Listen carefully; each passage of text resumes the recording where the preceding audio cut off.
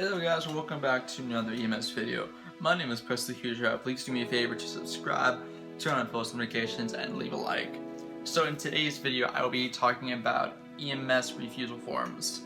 Now the reason I decided to go on the subject of EMS refusal forms is because it's becoming a more famous thing for EMS. So say you were called out to a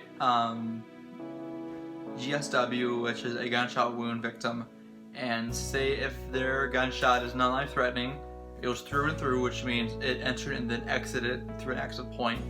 Now EMS and paramedics, EMTs and paramedics can't really clearly identify where the bullet is. If it's a through and through, it will have an exit hole on the opposite side of the person's part of their body. And if it doesn't have an exit wound, that means that the bullet is still lodged someplace in the body. Now, with gunshot wounds, sometimes the bullets can travel throughout the body depending on where the bullet hit.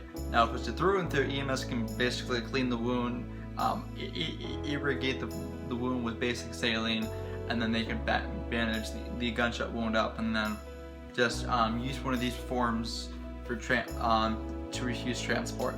Now, say if the bullet is indeed a through and through, but say if the bullet could arise more injuries such as a possible heart attack, stroke, gunshot wounds cannot, even though it's a through and through, it could lead to more medical emergencies that EMS we're gonna have to eventually transport you for.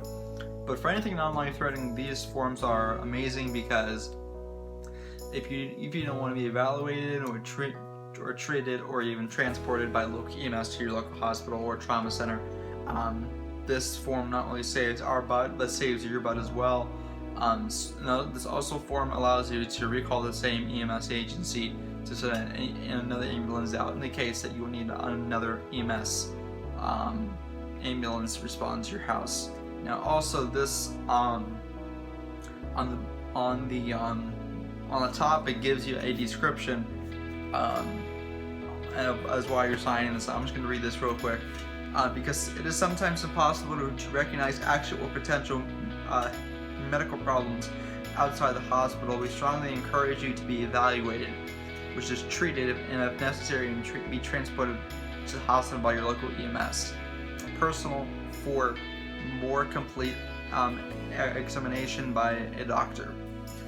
You have the right to choose not to be evaluated, not to be treated, or not to be transported.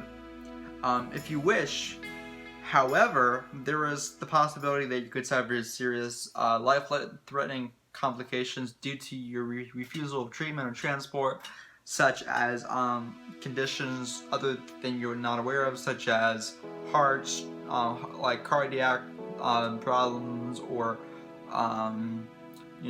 emphysema, anything like lung related, or even death. Now by signing this, you are acknowledging that EMS personnel has advised you that you understand the potential harm that you're doing to your health, and this may result from your refusal of the recommended care, and you release EMS and supporting personnel by liability resulting from refusal.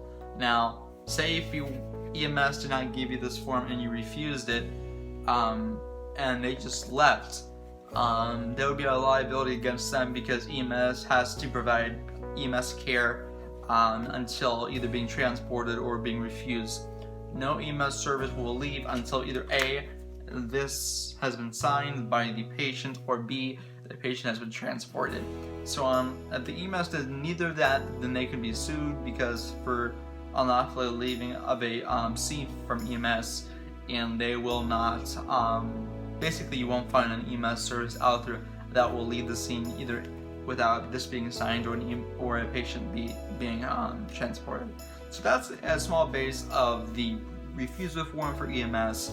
I hope you guys have enjoyed this video. If you have, please do me a favor, please give me a like, give me a comment, and please do me a favor and subscribe. It really helps out a lot. And if you want to see more EMS videos like this, please do me a favor and leave a like. Thank you for watching, guys, and please stop back for another EMS video next week. Thank you, and please enjoy the rest of your day.